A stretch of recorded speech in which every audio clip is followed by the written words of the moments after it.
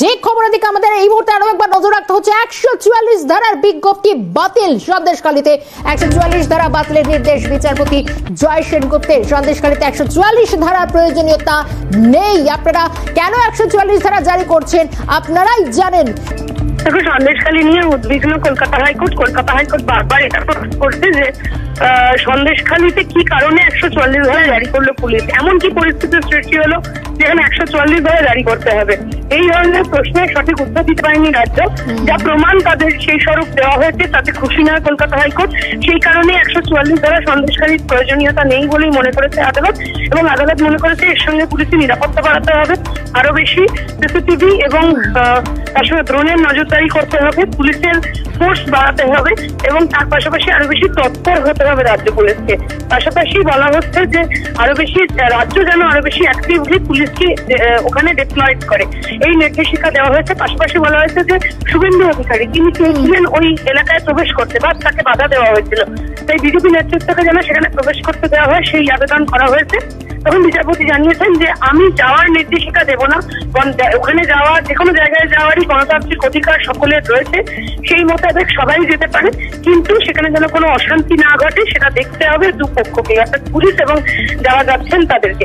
তো সব মিলিয়েই বলা যায় সন্দেশখালীতে 144 ধারা তুলে নেওয়ার নির্দেশিকা দিলেন বিচারপতি জয় সেনগুপ্ত, এবং বিচারপতি বললেন এর সঙ্গে পাশাপাশি পুলিশের নিরাপত্তা বাড়াতে হবে, এবং যাদের বিরুদ্ধে এত একাধিক অভিযোগ রয়েছে তাদেরকে তাৎক্ষণিক গ্রেফতার করতে হবে, এমনটাই নির্দেশিকা বিচারপতি জয় সেনগুপ্ত। অভিনব আরো একটা বিষয় একটু স্পষ্ট করার চেষ্টা করব, যেহেতু ইতিমধ্যে 144 ধারা বাতিল করলো আদালত, সেক্ষেত্রে কি রাজ্য পুলিশ এর সপক্ষে কোন রকম সঠিক যে যুক্তি বা তথ্য প্রমাণ সেগুলো দিতে পারেনি? তাহলে সেক্ষেত্রে এটা আদালতে পুলিশের একটা বড় ধাক্কা। অবশ্যই আদালতে পুলিশের ধাক্কা, শুধু পুলিশের ধাক্কা না শর্মিষ্ঠা, রাজ্যেরও ধাক্কা। তার কারণ বিচারপতি প্রশ্ন করেছেন যে গত 3 বছর ধরে মহিলাদের সম্ভ্রম নষ্ট হচ্ছে, জমি দখল হচ্ছে, মানুষের উপর অত্যাচার হচ্ছে, বিচ্ছিন্ন দ্বীপের সৃষ্টি হয়েছে, এরকম একটা জায়গায় যাদের বিরুদ্ধে অভিযোগ খুব নমিনাল 3 থেকে 4 জনের বিরুদ্ধে অভিযোগ, সেই 3 থেকে 4 জনকে আইডেন্টিফাই করে গ্রেপ্তার করা গেল না 3 বছরে। এবং রাজ্য পুলিশের ভূমিকা নিয়ে প্রশ্ন তুলেছেন বিচারপতি বলেছেন ওসি সন্দেশখালী যদি নিজের কাজ ঠিক সময় করতেন। বিরত করছি তোমায়, বিজেপি নেতা রাহুল সিনহার সঙ্গে কথা বলি। রাহুল দা রয়েছেন আমাদের সঙ্গে, স্বাগত জানাই কালকাটা নিউজে। এই মুহূর্তে দাঁড়িয়ে যে খবর, সব থেকে বড় খবরও বলা যেতে পারে, কারণ আদালতে পুলিশের তো ধাক্কাই 144 ধারা বাতিল করতে হবে এবং স্পষ্ট নির্দেশ হাইকোর্টের। কিভাবে দেখছেন, কারণ কোন রাজনৈতিক দল সন্দেশখালী ঢুকতে পারছেন না, কিভাবে দেখছেন আদালতের পর্যবেক্ষণ? দেখুন, সরকার যে 144 ধারার দুরুপযোগ করছিল, এই ঘটনা একদম চোখে আঙুল দিয়ে দেখিয়ে দিচ্ছে। গণতন্ত্রের কণ্ঠ রোধ করতে সেখানে 144 ধারাকে কাজে লাগানো হয়েছে। যেভাবে ওখানকার আন্দোলনকারীদের আন্দোলনকে নিয়ন্ত্রণ করা, আর তার সাথে সাথে রাজ্যের যে সমস্ত বিরোধী রাজনৈতিক দল আছে তাদের ওখানে প্রবেশ নিষিদ্ধ করা, যে অগণতান্ত্রিক কাজ এই সরকার চালিয়েছে তা অত্যন্ত লজ্জাজনক এবং সংবিধান বিরোধী বলে আমি মনে করি। এবং বিচারপতি জয় সেনগুপ্ত যে আদেশ দিয়েছেন তার থেকে পরিষ্কার বোঝা যাচ্ছে সরকার অগণতান্ত্রিক এবং স্বৈরতান্ত্রিক কাজ করেছে। রাহুলদা, একটা কথা বলি, কারণ কালকে আপনাদের প্রতিনিধি দল, সব থেকে বড় কথা আজও সুকান্ত মজুমদার, তিনিও বসিরহাট সন্দেশখালী বিভিন্ন জায়গায় এখনো পর্যন্ত যে ছবিটা সামনে আসে, এবং আদালতের নির্দেশের পর তাহলে তো সন্দেশখালী যেতে আর কারোর বাধা থাকার কথা নয়।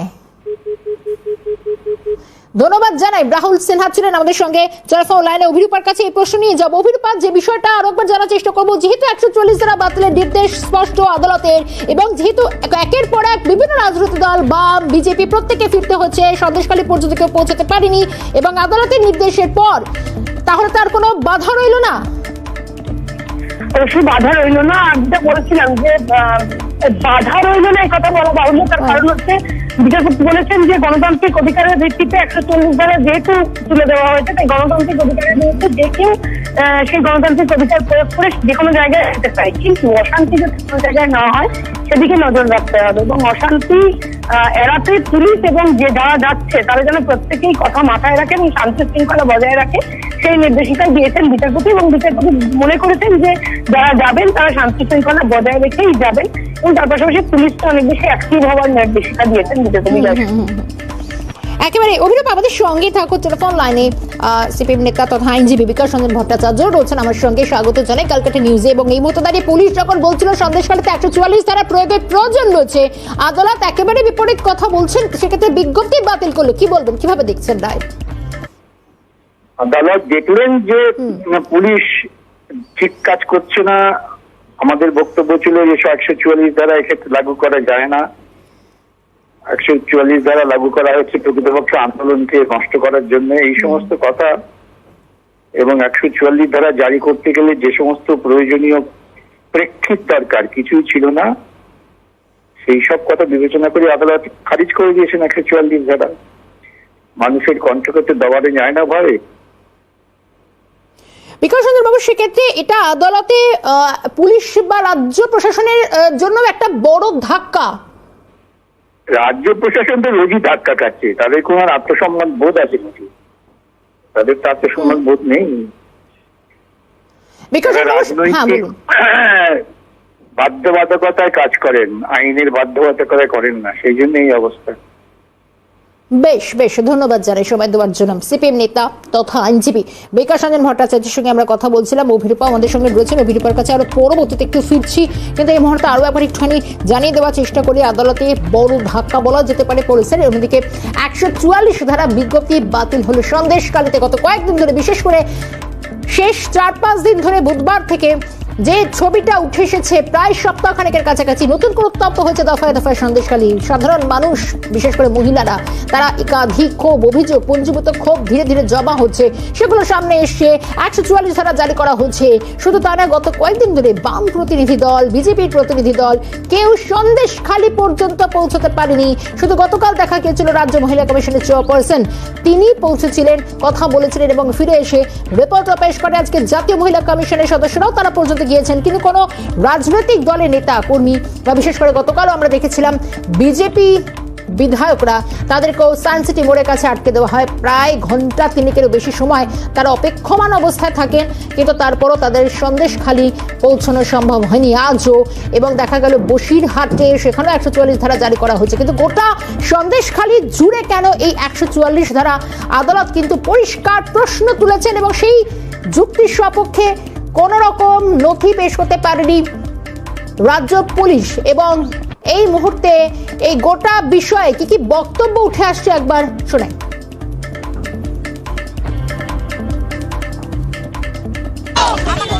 সমস্ত কর্মীদেরকে ডাকুন, 144 ধারা খারিজ হয়ে গেছে, আমরা আন্দোলন চালাবো। সমস্ত কর্মী 144 ধারা এই আবেদন, এই রায়কে আমরা স্বাগত জানাই। আমরা আদালতের এই রায়কে স্বাগত জানাই। আদালত সঠিক জিনিস বুঝেছে, মানুষের মুখ বন্ধ করার জন্য সন্দেশখালী 44 ধারা লাগানো হয়েছে। ঠিক যেমন 44 ধারা প্রত্যাহার করে দেওয়া হয়েছে মাননীয় কোর্টের নির্দেশে, সম্মানীয় হাইকোর্টের নির্দেশে, তারপরেও কেন আমাদেরকে আটকানো হলো? এটাও সবচেয়ে বড় প্রশ্ন।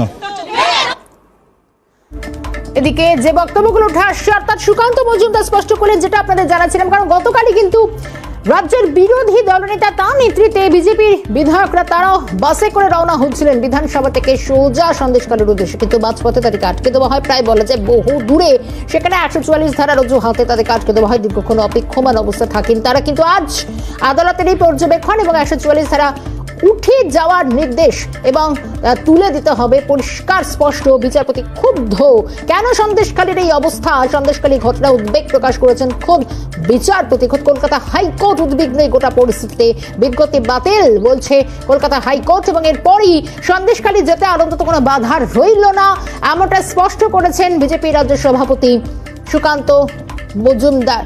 অন্যদিকে মামলার মূল আবেদনকারী, তার কি বক্তব্য শুনবো। যে আমরা মূলত তিনটে বিষয় কোর্টের কাছে উল্লেখ করেছি। প্রথমত, ব্যান অন ইন্টারনেট করা যায় না এরকম আরবিট্রারিলি। দ্বিতীয়ত, 144 যেভাবে জারি করেছে সমস্ত সাধারণ মানুষের সাংবিধানিক অধিকার খর্ব হচ্ছে। তৃতীয়ত, এই যে বছরের পর বছর ধরে অপরাধীরা অপরাধ সংগঠিত করে গেছে সারা সন্দেশখালী জুড়ে, জলাশয়গুলোকে চাষের জমিগুলোকে জলাশয় কনভার্ট করে ওয়েস্টার্ন ল্যান্ডের উপরে কনস্ট্রাকশন করেছে। এই যাদের যে অ্যাডমিনিস্ট্রেশনের প্রয়োজন আছে তাদের বিরুদ্ধে তদন্ত করে আমাদের তিনটে প্রার্থনাই আদালত মেনে নিয়ে ইন্টারনেট ব্যানের ছিল সকালে ওরা উইথড্র করে নিয়েছে, 144 কোর্ট খারিজ করে দিয়েছে এবং এই পুলিশের বা অ্যাডমিনিস্ট্রেশনের কন্ট্রাক্টের উপর তদন্ত। ঠিক আছে। মামলার আবেদনকারী তার বক্তব্য শুনছিলাম, অন্যদিকে অভিরূপা আপাতভাবে তোমায় ধন্যবাদ জানাই। পরবর্তীতে যোগাযোগ করবো, সঙ্গে ছিলেন অভিরূপা হাজরা।